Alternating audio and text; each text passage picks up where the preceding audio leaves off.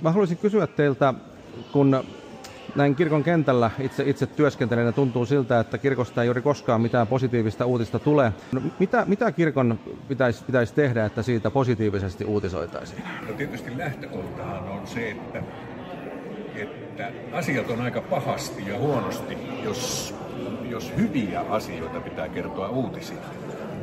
Koska jos paha asia tapahtuu, se kerrotaan uutisena, niin se on poikkeus perusolotilaan.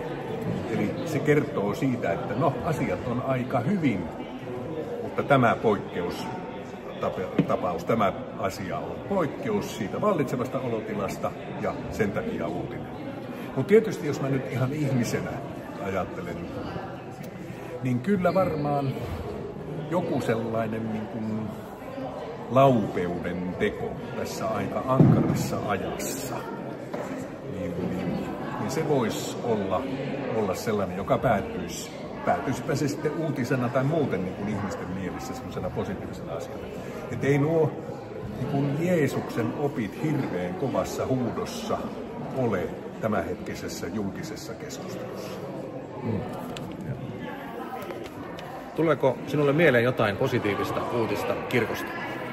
No en mä nyt heti suoralta istumalta, mutta ehkä semmoisia neutraaleja tai kirkon kannalta positiivisia, että on puhuttu nuorten uskonnollisuuden noususta, nuorten miesten innokkuudesta kertoa uskonnollisuudestaan, osallistua tämmöisiin tapahtumiin, niin ehkä ne on kirkon kannalta sellaisia signaaleja ja ikään kuin, että ne heilahtavat siitä vallitsevasta olotilasta ja tietoisuudesta sitten poikkeukseksi sinne positiiviseen suuntaan.